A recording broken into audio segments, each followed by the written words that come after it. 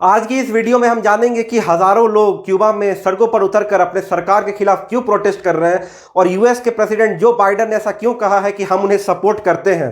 तो जानते हैं इस वीडियो में। सबसे पहले हमें यह समझना पड़ेगा कि इस प्रोटेस्ट का कारण क्या है। ये प्रोटेस्ट मेनली राइज हुआ है कोविड-19 के बाद से। जब से कोविड-19 आया है पूरी दुनिया में इकोनॉमिक क्राइसिस छाया हुआ है। सारे मार्केट के शेयर मार्केट डाउन हो चुके हैं, पूरा कंट्री का जीडीपी ग्रोथ नेगेटिव में चल रहा है। तो इस सिचुएशन में क्यूबा में जो बेसिक नेसेसिटी की चीज़ें हैं, मेडिसिन हो गया, डे टू डे यूज़ की चीज़ें हो गई, खाने पीने की सामान इतना ज़्यादा महंगा हो चुका है कि वहाँ के लोग अफोर्ड नहीं कर पा रहे। और अभी के समय लोग सड़कों पर आके अपने गवर्नमेंट के खिलाफ प्रोटेस्ट कर रहे हैं और उसे हटाने का कोशिश कर रहे हैं। लेकिन इंटरेस्टिंग बात है कि वहाँ के प्रेसिडेंट का कहना है, जो कि अभी के समय में है मिग्यूल डियाज कैनल, इनका कहना है कि नहीं ये मेरा कारण नहीं है, इसके पीछे यूएस सैंक्शन का कारण है। तो ऐसा क्या कारण है कि वहाँ के प्रेसिडेंट कह रहे हैं कि यूएस सैंक्शन है? तो ये चीज़ जानने के लिए हमें समझना पड़ेगा सबसे पहले कि क्यूबा का हिस्ट्री क्या है। एक नॉर्थ अमेरिकन कॉन्टिनेंट के पास ये कंट्री है, तो इसका हिस्ट्री क्या रहा होगा जानते हैं। सबसे पहले कंट्री का हिस्ट्री बड़ा इंटरेस्टिंग है। लगभग 15वीं सेंचुरी के पास से ये एक कॉलोनी था स्पेन का। उस समय तो पता ही है आपको कि उस समय ब्रिटिश एम्पायर, फ्रांस, स्पेन अलग अलग देशों को अपना कॉलोनी बना के रहते थे। जैसे कि इंडिया भी एक कॉलोनी था ब्रिटिश एम्पायर का, वैसे ही अमेरिका भी एक समय कॉलोनी था ब्रिटिश एम्पायर का, लेकिन उसे फिर आज़ादी मिल गया। तो इसी तरह क्यूबा भी एक कॉलोनी था स्पेन का। तो 15वीं सेंचुरी से लेके लगभग 1898 तक उसका कॉलोनी था। लेकिन अमेरिका क्या चाहता था? अमेरिका चाहता था कि क्यूबा उसका हो जाए।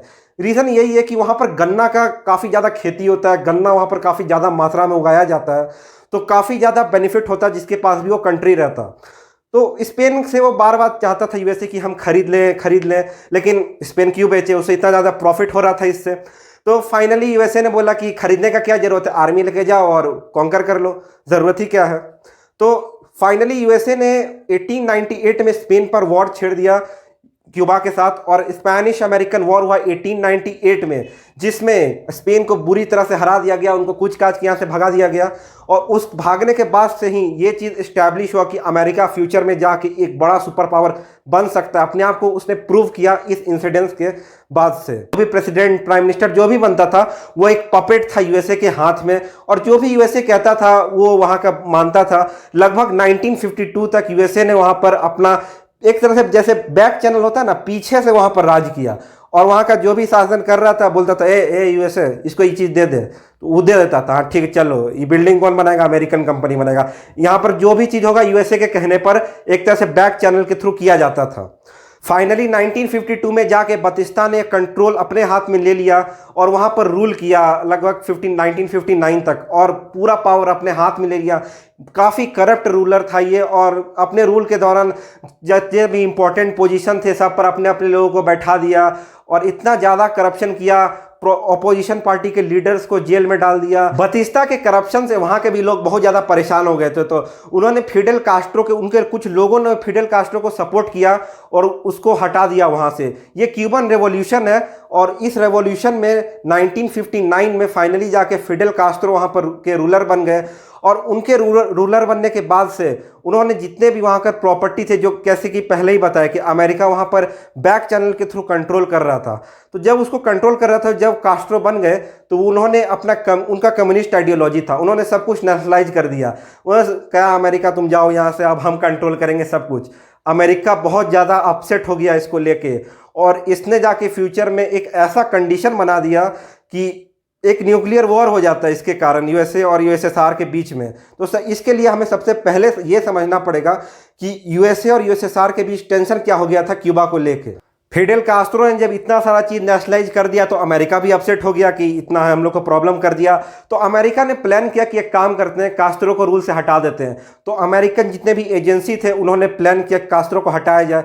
तो उन्होंने क्या किया, हटाने का प्लान बना लिया। अब कास्ट्रो को ये चीज़ पता चल गया कि देखो हमको हटा रहा है, ये पहुँच गया यूएसएसआर के पास, बोला कि देखो हमको वहाँ से हटा रहा है, तुम हमको बचा लो। और यूएसए और यूएसएसआर का तो सिंपल चीज़ है, कोल्ड वॉर चल रहा था, दोनों एक दूसरे के सामने नहीं लड़ेगा, दूसरा का ज़मीन पर लड़ेगा। एक नंबर ज़मीन क्यूबा का मिल गया था, दोनों वहाँ पर पहुँच गया।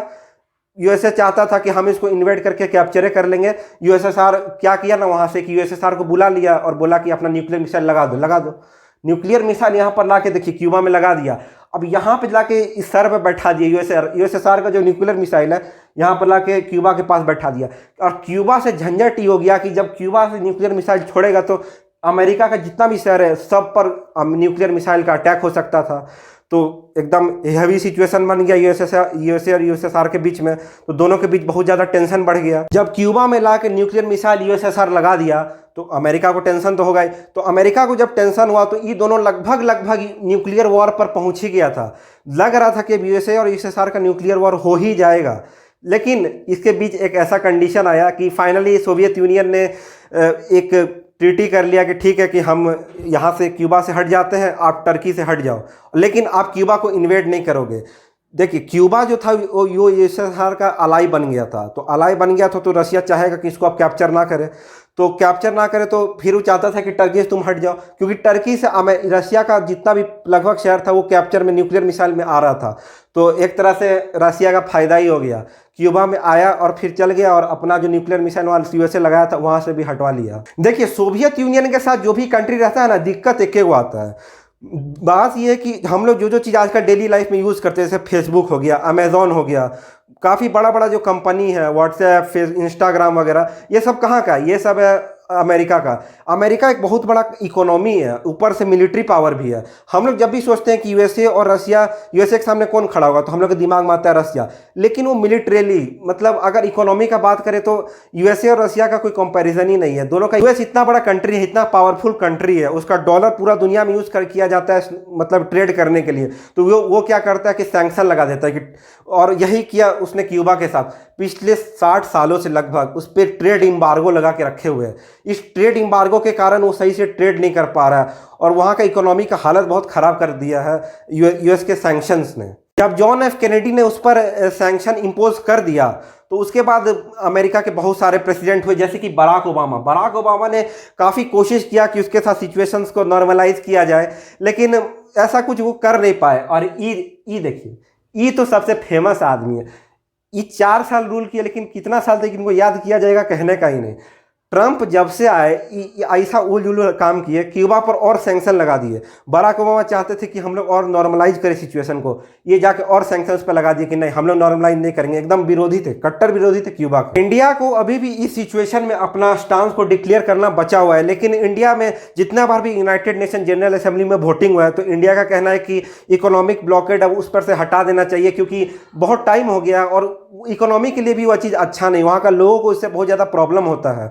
तो इंडिया के इस सपोर्ट में है। लेकिन यूएसए फिर वही आ जाता है कि आप अगर यूएसए को अगर चैलेंज करते हैं, उसका हेजीमनी को चैलेंज करते हैं, जैसे कि यूएसए का हेजीमनी को अभी के समय कौन कौन चैलेंज कर रहा है, नॉर्थ कोरिया, ईरान, रशिया, सबका इकोनॉमी का हालत ख़राब की हुई है, क्योंकि यूएसए एक ऑल टुगेदर एक सुपर पावर है। आप उसको अगर चैलेंज करते हैं तो आपको काफ़ी ज़्यादा नुकसान भुगतना पड़ सकता है। क्यूबा इतना ज़्यादा इकोनॉमिक क्राइसिस से गुजर रहा है और जो बाइडन ने तो इस प्रोटेस्ट को खुला सपोर्ट कर दिया है। एक बात तो बड़ा क्लियर है कि यूएसए अपना सैंक्शंस का पावर का बहुत ज़्यादा मिसयूज़ कर रहा है, लेकिन अभी के समय में कोई भी कंट्री उसके सामने झुका नहीं है। तो यूएस को अब फिर से सोचना चाहिए कि उसका जो सैंक्शंस का पावर है क्या उसका वो गलत यूज़ कर रहा है, क्योंकि अभी के समय में चाइना भी उसका हेजीमनी को चैलेंज कर रहा है। और चाइना जो है एक मॉडिफाइड वर्जन है यूएसएसआर का। यूएसएसआर में एक ही कमी था कि उसके पास इकोनॉमी उसका बहुत कमज़ोर था, लेकिन चाइना अपना इकोनॉमी को मजबूत करते हुए यूएसए को चैलेंज कर रहा है हर एक एंगल से। तो अब समय बताएगा कि यूएस क्या करता है इस सिचुएशन में, और क्यूबा का क्या होता है, वहाँ के आम लोगों का क्या होता है, और फ्यूचर में देखना पड़ेगा कि इस कंट्री का स्थिति क्या होता है। तब तक के लिए धन्यवाद।